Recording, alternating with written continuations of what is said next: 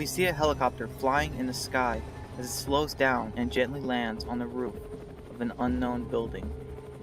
A few soldiers in black step out of the aerial vehicle as they are approached by another soldier. "Private Campbell and Lieutenant Mitchell, I presume?" he asked. "Yes, sir," they saluted. "I'm Captain Wells. I'd like to ask you two some questions." Inside the facility, the two women confessed to their superior and gave everything they knew. "So, while you were securing your sector for the column to pass through, an unidentified hostile snuck in your camp, infiltrated. This soldier took out your entire squadron at the bridge site?" he asked. "Yes, sir. He was well armed, even threw grenades. The hostile, without warning, fired at us. He completely surprised us and caught us off guard. Whoever he was no random stray out there. He knew how to catch us completely off guard and take us out in rapid succession. I've never seen anything like it before. He got inside our camp without anyone seeing him. He used the fog to his advantage," the lieutenant said. "As he fired at us, we had no idea he was also dressed in one of our uniforms," she stated. "This is a serious threat. An assassin who has our equipment and infiltrated our ranks could destroy everything we've worked so hard to achieve. All the losses we've suffered would have all been for nothing, and humanity would fall to extinction," the captain said. "When we were being attacked on the bridge, I noticed several of our vehicles heading past us. They were heading south. I believe they confiscated our vehicles as well," she stated. "I'll send a squadron in that area. It makes complete sense that they're using our own vehicles to get away. 24 hours earlier, they raided our outpost at the university. Over a dozen soldiers killed," he stated. "You think it was done by the same people?" the lieutenant asked. "I do.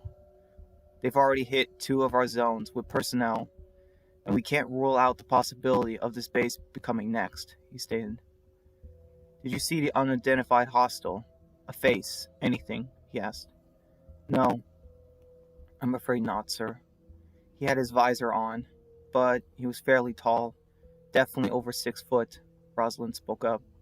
"He had a deep voice, definitely a male," she confessed. "During the attack, I fired at the bridge, seeing several of the explosives and hoping to take him and the other attackers off the bridge. But the infected were on us, and we were both low on ammunition," the lieutenant confirmed. "My scouts say the bridge collapsed," the captain stated. "It partially did. A lot of parts are still standing, so it's possible they survived.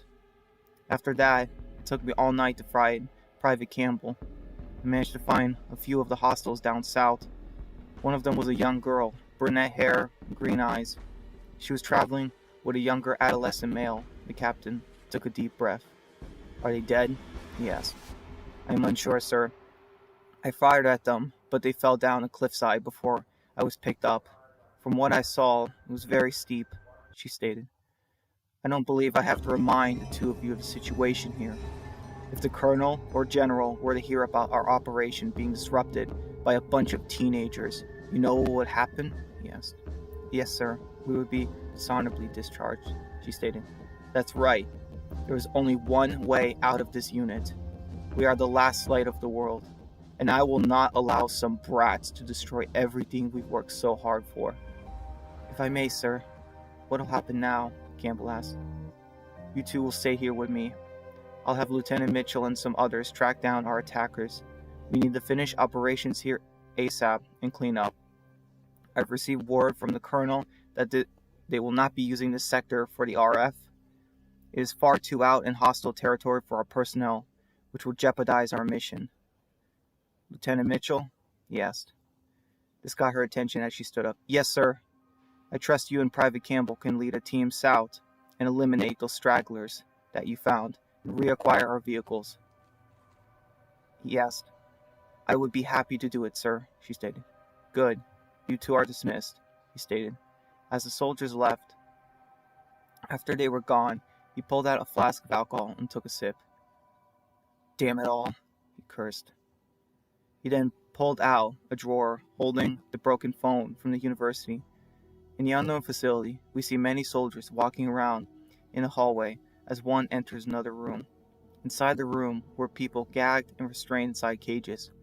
"Open A7," the soldier ordered, as he screamed, and as some of the soldiers were taking him out to another room where the screaming became worse.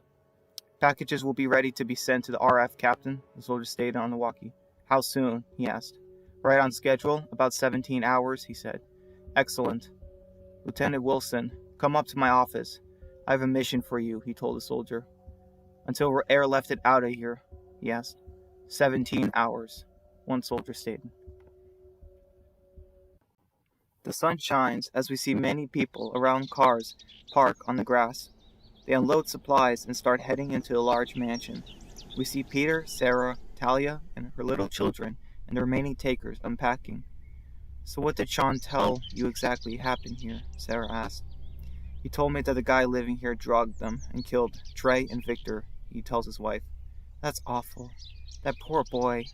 I can't imagine how scared he is," she says. Inside the mansion, everyone gets settled in the rooms, while Alexa and Dan help everyone in. "Really thought that was going to be the end of the road for us," she stated. "I'm just glad you're okay," Dan tells her. Suddenly, Jose shows up. "Guys," he says, hugging Alexa. "I'm so glad you two are okay," he says, hugging Dan. "Same goes to you too, buddy," Dan stated. "I can't believe it's just us now, from before. Everyone is just gone," he stated. "Can we not talk about that, please?" Alexa said, saddened. Meanwhile, in the basement, Sean watches as Gordon, completely mangled, growls at him. Sean watches, petting Merle, as the walker tries to get him until he is pulled back by a rope to the wall, tying him down. "Don't worry, buddy. He's not dangerous anymore," he says, taking a knife out. Sean stands up, getting closer to Walker Gordon as he raises his knife. "I know you won't feel this, but I'm going to pretend you can." Many hours earlier at nighttime, we see Rachel waking up in the back of a van. She opens her eyes, scared. She was not sure where she was, and suddenly saw Tyler next to her with a bandage covering his head. She looks over to her brother. She starts shaking him. "Tyler, hey, wake up, come on, wake up, please, please wake up," she begged. Suddenly, a woman appeared in front of her. Rachel was startled and jumped back. "Stay away!" she shouted. "Whoa, easy, dear. I'm not going to hurt you or your brother. My friends and I found you two a few hours ago. My name is Georgie. May I ask what your name is?" she asked politely. Rachel holds her brother closely and looks on in caution. After several moments of hesitation, she finally answers. "Rachel, this is my brother Tyler," she told her. "It's a pleasure to meet you, Rachel. How is Tyler doing?" she asked. Rachel looks and checks her brother. "He feels cold," she says, alarmed. Georgie turns back to a campfire in the distance. "Hilda, Midge, please come over here. We need your help," she asks. Rachel gets alarmed. "You have nothing to worry about. They would never harm you. They're harmless," she tells her. The girls in camouflage show up next to Georgie. Suddenly, Rachel hears something and looks as Tyler calls out to her. "Tyler, you're okay!" she says, hugging him. "Oh, thank God." Tyler looks on, confused, as he looks, seeing his sister and then the twins. "Rachel?" he asks weakly. "Yes, Tyler?" she asks. "Why am I seeing double?" he asks. "Where are you seeing double, Tyler?" she asks. Tyler points to the girls. "Oh no, we're identical twins," Hilda says. "Yeah, we look the same." "That's what identical means," Hilda tells her sister, annoyed. "I knew that. Just wanted to make sure he knew," she said unconvincingly. "This is Rachel and her brother Tyler. He seems to be having a fever," she says. "We unfortunately ran out of medicine months ago, Georgie," Hilda tells her. "I know we can get some medicine. We ran into a supply cache a few days ago. Do you have a map?" she asked. "Of course," Georgie stated. As they handed her a map and marker, Rachel made markings all over it. "Okay, this is the bridge we were at. This is the site where we told the others to meet us. And where we are?" she asked. Georgie pointed for her their location. "Thank you. Also, you might want to avoid this area. This spot and these areas as well," she told them. "There's another group out there who aren't too friendly. So, if If we take more of the unmarked roads, we should be able to avoid them. Do you know this area well? Rachel asked. Somewhat. We've traveled in this area before, she stated.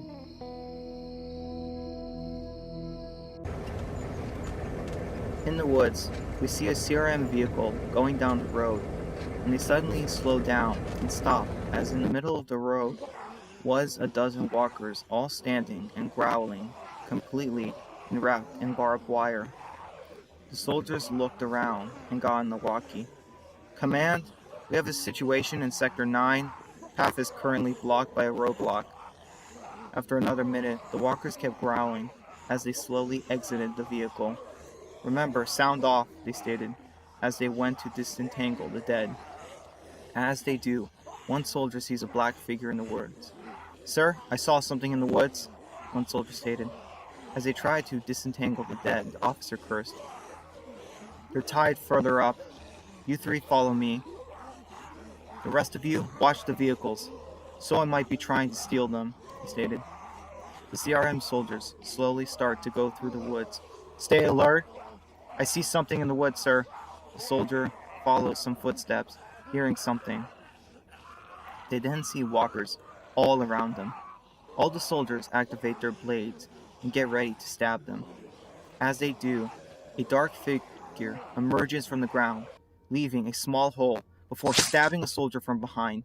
The others notice, but before they can act, he jumps into the air, throwing another knife, knocking another soldier down before kicking another one.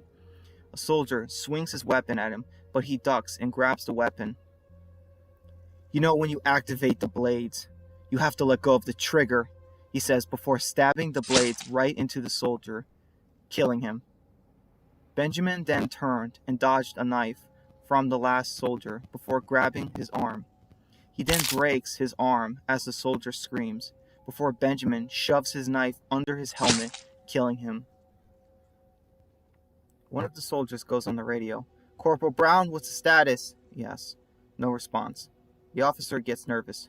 You two, over there, watch each other's backs. The two soldiers go to check it out. As they go, they see a walker corpse and a fallen soldier. Oh my god.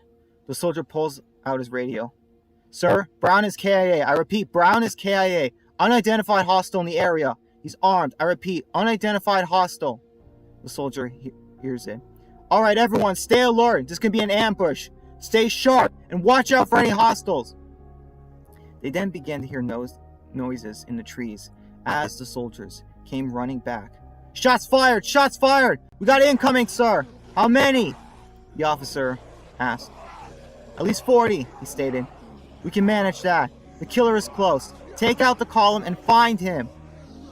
The soldier fired and killed the walker, even using the minigun.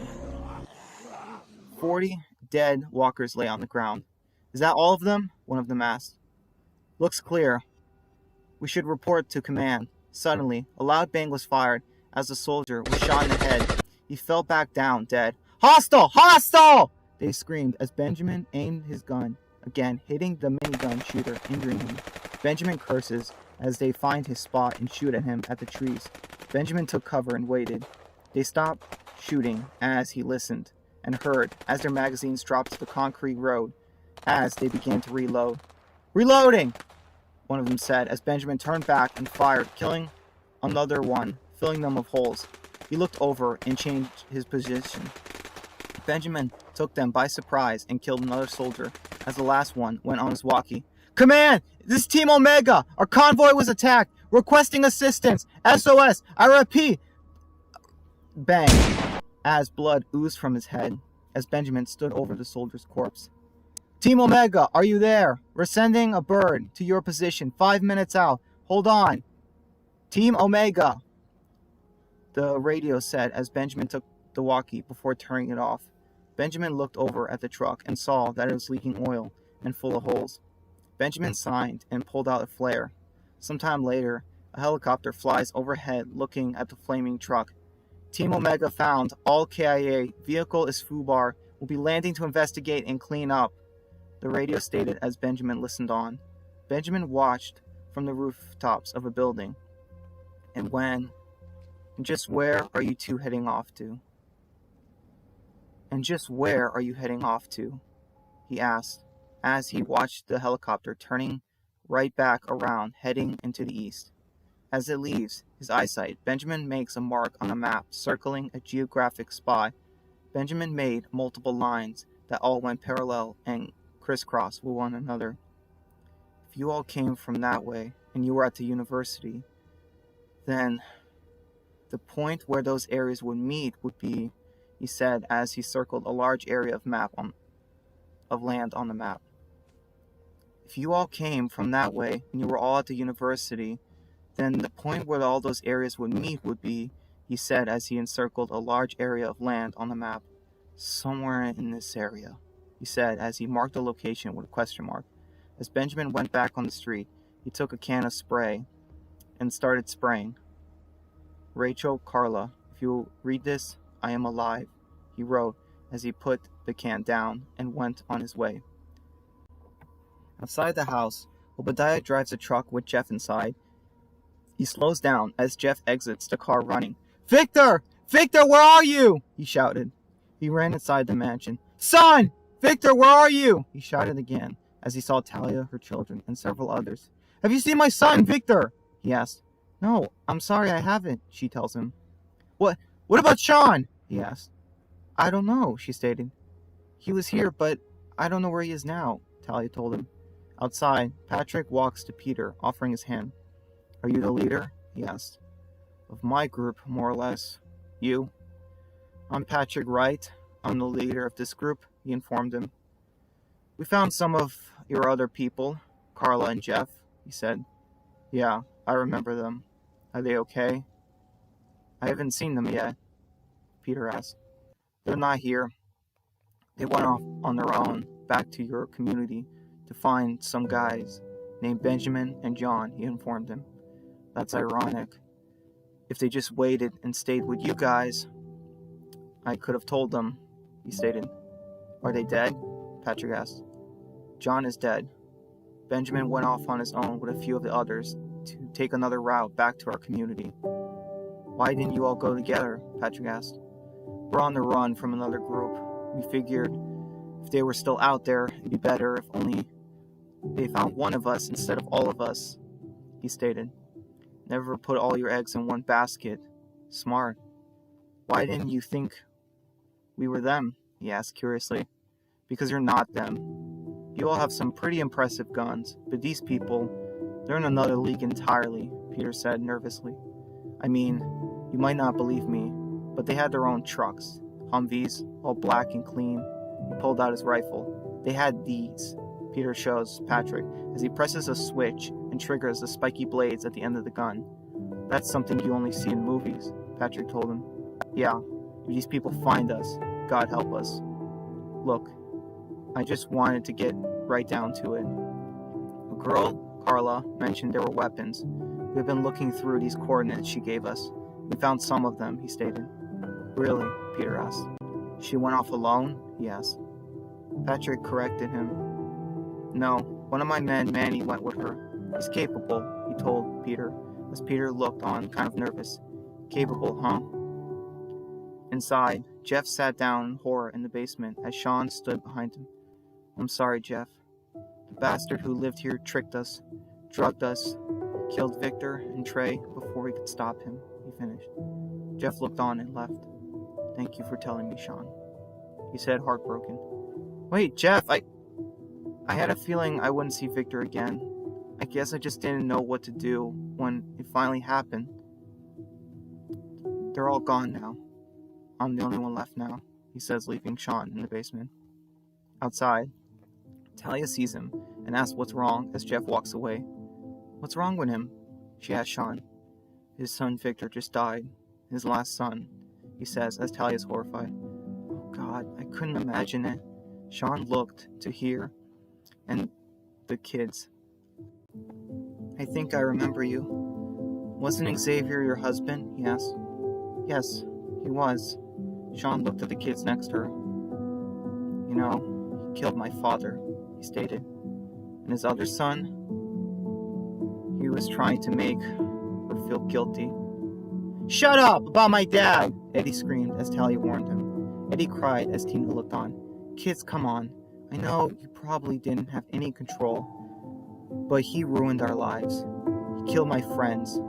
Your kids need to know he was a monster, Sean told her. Eddie got angry as he grabbed Sean, but Sean pushed him hard down. Stop it! She screamed as Dina was getting scared. Merle growled and barked at Eddie. No, Merle. Easy, boy. He stopped as Eddie ran off crying. Eddie, come back, please! She begged. We have to do what? Dan asked. Get the bodies in the basement. We need to start getting ready for the funeral, she told him. Fine. They go downstairs as Alexa, Jose, and Dan are horrified to see all the blood and guts everywhere. Jose, guard the door for us. Don't let anyone down here, Dan ordered. Actually, can I switch places with Jose, please? I really don't like being here again, she told him. Yeah, I guess, he told her. In the basement, Sean watches as Alexa, Jose, Peter, and some of the other adults take some of the bodies away. They wrap them and carry them off as Sean looks on. As he looks around the basement, he then notices something odd. He looks to see that one of the windows on top was broken. He then touches it with his hand. As he looks, the edge of the window had something on it. Was this blood? Sean asked, confused. Outside, the others hold a funeral service. After burying the others, Patrick looks on. Who's buried here? He asked Peter. Jeff's son, Victor, and Trey. I didn't know him well for long, he stated. Jeff looks on as he sits down. The thing is, there was almost nothing left of him. We found many others down there too, he stated. Peter, the takers, Sean, Jeff, Patrick, and his family group, Alexa and Dan, Jose all gathered for the funeral service held outside the homes. The funeral was being held by Obadiah as Sean looked, seeing Jeff looked completely broken. Later that day, Peter watched and smiled as Sarah was playing with little Dina. When Patrick shows up, Hey Peter, can I please talk to you for a moment? Yes. About what? Yes. It's private, he told him. Fine, Peter signed. Peter got up. I'll be right back, sweetie, as Sarah looks on, going back to the little girl. The two men go to a secluded spot outside the house as they look on and watch Talia talking with her son, who is upset. That woman and her kids, do you mind telling me what's going on with them? He asked. It's a little private, Peter told him. Look, if we're going to be in the same giant group, we need to be open with each other. No secrets, Patrick told him. Their family has been through a lot, he stated. Their family has been through a lot, he stated. The little girl inside with my wife is her daughter, Dina. They're my former leader's family, he tells him. What happened to him, he asks. He's dead. Xavier's dead, he says. His family had nothing to do with all the horrible things he's done, Peter reveals. From what I learned, that kid Sean from the radio lost his second parents to him, Patrick listens on. And now the people who were at each other's throats are living under the same roof, he asks. You think that's wise? Peter asks. Not really wise, but it's more moral than splitting up. There's so much tension between us. For all the losses we've inflicted on each other, he says. Listen, Peter, I want our groups to work together. If it wasn't for Carla, we wouldn't have these weapons with us. You can help me make us stronger, but we can't have any unnecessary drama in the group. Groups fall like this, he warned Peter. So what? Peter asked. I need you to help me deal with it, because I don't want to have to deal with it myself, he says. Is that a threat? Peter asked defensively. No, of course not. I have children of my own that would never hurt somebody else's. Look, the last two leaders I trusted turned out to be dangerous. The first one only cared about himself and vengeance. And the second one is unstable, or at least killed a whole bunch of our people. But I found out he did it to protect his friends. I don't forgive him, but I do understand him, he tells me. And you want to make sure you trust me first, he says. It's not that I don't trust. Maybe I never will. I can't trust someone who I just met, he says. I understand that, but we need to. Our two groups can help each other. Your people have supplies, and I have soldiers. You guys seem pretty defenseless. I heard that your group was in a war not too long ago. It's understandable you're untrusting. Just think it over. Patrick leaves as Peter watches him go to what he assumes is his family.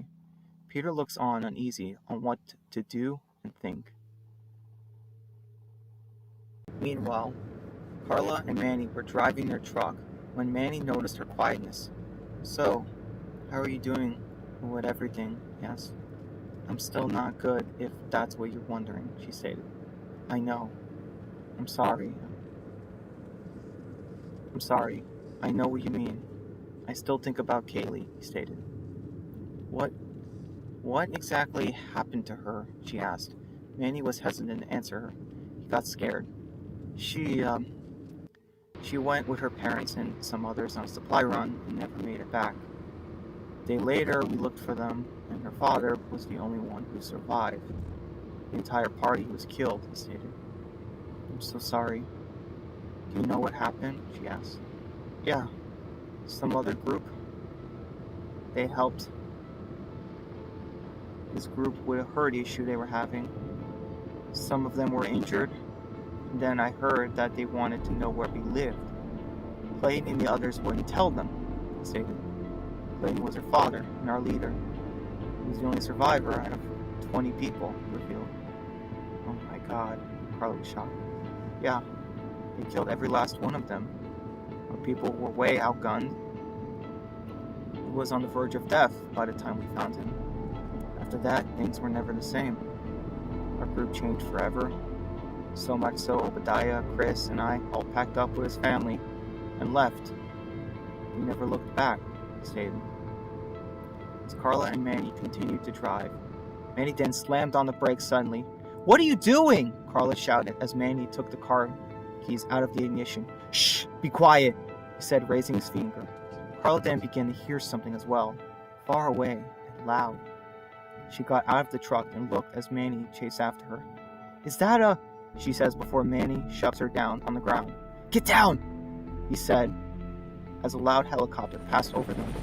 Carla was shocked to see it. An actual helicopter. As they both got up, Manny told her that they should head back to the road. "How did you know about the helicopter?" Carla asked. "I didn't. I was just being cautious," he stated. Carla pulled her gun out. "I don't believe you," she told him. "What?" He turned back. "I said I don't believe you. You knew there was a helicopter coming. You know something I didn't. I trusted you. I gave your group all our weapons, and I am not getting back in that car with you until you tell me what the hell it is," she says. "I don't have anything to tell you," he told her. "I can tell you're lying, Manny. When I heard that sound, you made us get down. You knew what it was because you've seen it before," she stated. "There's something you're not telling me. I trusted you. What the hell are you planning?" she screamed. "I don't know anything about that helicopter. I swear, all right?" he said, annoyed. "Swear it to your friend," she ordered. "What?" Manny asked. "Your friend, Kaylee. Swear on her grave that you don't know anything about that helicopter," she demanded. I can't," he stated. "I knew it," Carla said, pissed. "Look, those people, you don't want to mess with them. You will lose. My former leader was dangerous, but those people are way, way worse. You don't want to mess with them. Trust me. We should even know they exist," he told her. "Who are they?" Carla asked. "From what I know, they're called the CRM. I don't know what it stands for. I swear, but there's some sort of dangerous militia group, outfitted with brand freaking new cars and suits all black. Clayton and us used to deal with them from before. We never found out much about them or where they lived," he signed. "A lot of our people died trying to find them. They're the ones who killed Kaylee and the others," he told her. "How many of them are out there?" she asked. "I don't know," he told her. "But if they're here, then your friends are in serious trouble," he warned her.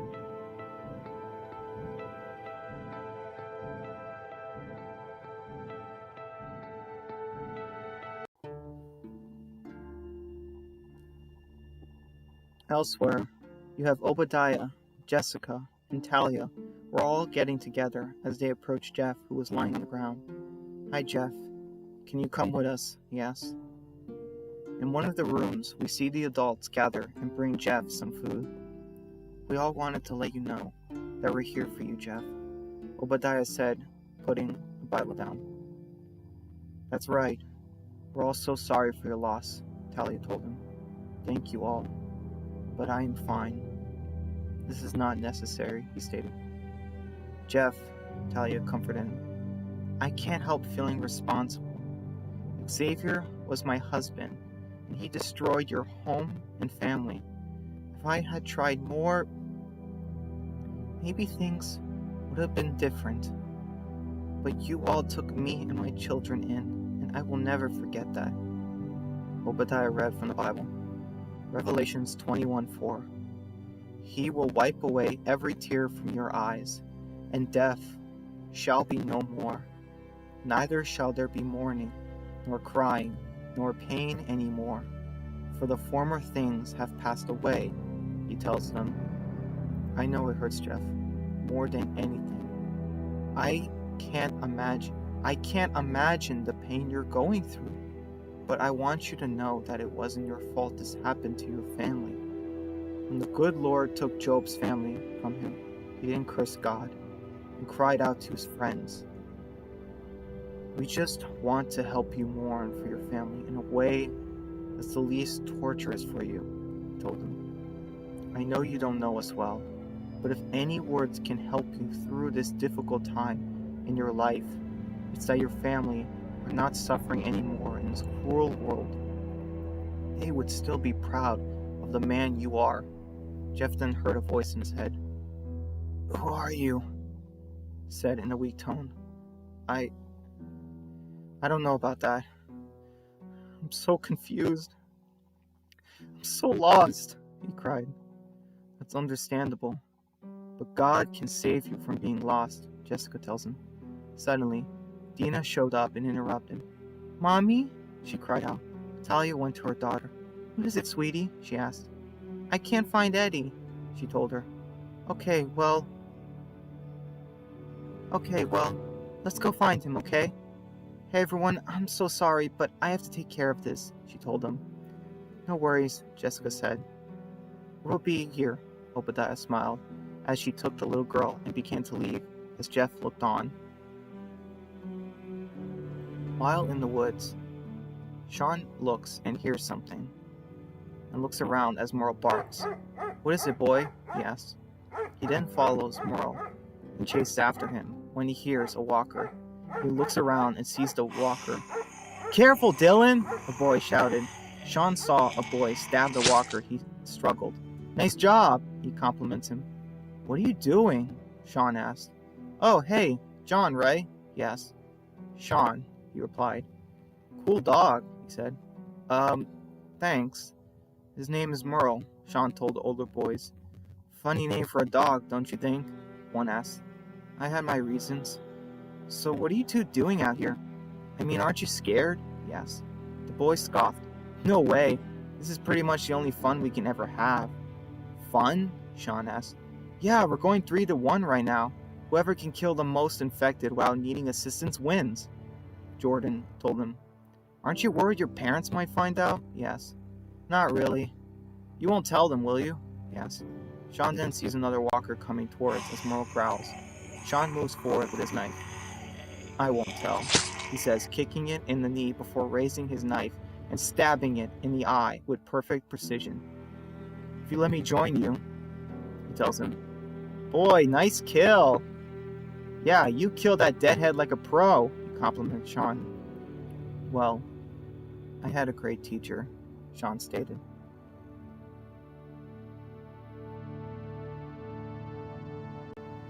Elsewhere, little Dina goes to Peter and Sarah. "Mr. Peter, do you know where my mommy is?" she asked innocently. Peter looked at the lost little girl. "No, I don't know where she is, honey. But don't worry, I'm gonna go look for her, okay?" he stated. The little girl was scared and upset. "Honey, can you watch her for me, please?" he stated. "Of course. Come on, sweetie. Do you want to hear a story?" she asked, taking the girl by the hand. Peter took off, leaving to look around. He goes around the camp. In one of the rooms, Sean sits on the couch and notices Sarah bringing the little girl inside. He turns back and looks outside the window. Sean looks on, worried. Sean grabs his gun and knife. Are they? Come on, boy, let's go, he says as they leave the room and head outside. Merle follows him as he goes outside the house. He looks as Peter takes off. Peter sees one of Patrick's men. Hey, Chris, right? Yes, he responded. Have you seen my friend Talia and her son anywhere? He asked, concerned. No, I don't think so, he stated. All right. Can you ask around for me, please? He asked. Sure, Chris says as Peter takes off running. Chris goes around the house and sees his sons. Boys, have you talked to anyone named Talia or her son? He asked. No, Dad. We're just hanging out with Sean all day, one of them says. Chris then gets the attention of everyone. Has anyone seen a young woman named Talia and her son Eddie today? He asked. Everyone nodded, no. Outside, Peter had a couple of dogs with him as Chris and the others looked around the camp. Sean goes into the basement with Merle and then finds something on the ground. He picked it up as the knife was dripping blood all over his hand. He then looked and saw that the broken window above him. He looked and saw the glass on the floor as he looked on in confusion. As all the men were walking in the woods shouting for the missing mother and son, Sean came running out of the house as Jeff approaches him. Sean, is everything all right? Yes. Jeff, I need to tell you something, Sean said nervously. In the forest, Peter, Chris, William, and Adrian were following their dogs in hopes of finding Talia and Eddie as they continued to call out for them. Suddenly, one of the dogs began to bark as Adrian screamed. I think Rose has something, he shouted. They began to follow the dog as it continued barking and running in the woods. The men had their guns drawn. Talia! Eddie, don't worry, we're here! Suddenly, the dogs and the men stopped as Chris went around them. What? Why did you all stop? He asked as they all began to stare at something. On the grass lay two growling walkers who were buried under large rock piles, stomped on them before getting up. They were covered in blood as they saw one was a woman and the other was a little boy. The men looked on in complete horror as the mangled and bloody bodies of mother and son both shaked violently, trying to become free. Sean, what happened? Jeff asked, concerned. Elsewhere, in the woods, there was a man camping by himself. As he sat at his campsite, sitting at the fire, he started looking through his map. He took out a marker and began to mark it in the woods. He suddenly hears something in the woods, and he pulls out his gun. Hello! He aims his gun and turns back, hearing multiple sounds in the woods. He sees a walker coming and gets closer to kill it. But a knife is jabbed right into his neck from behind. Suddenly, he is stabbed in the neck as the man chokes to death. On top of him was a man covered in blood. It was Victor. Victor was dirty and covered in blood, standing over the man he killed, looking indifferent.